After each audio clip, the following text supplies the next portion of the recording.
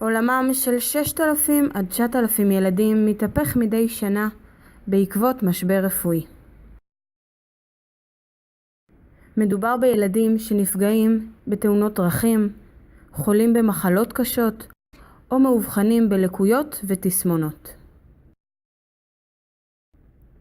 כל ילד שנפגע גורר אחריו מעגל משפחתי שלם.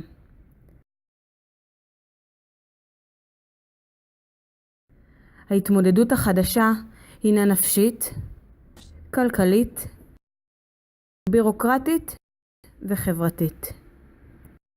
מאגר הל"ה של ארגון אופק מחבר בין הורים ותיקים לילדים מיוחדים והורים חדשים לילדים מיוחדים. הארגון מסייע למשפחות שזה עתה נקלעו למשבר רפואי להתמודד עם כל הקשיים ולנהל חיים בצל המשבר הרפואי. היו שותפים בתמיכה בילדים המיוחדים.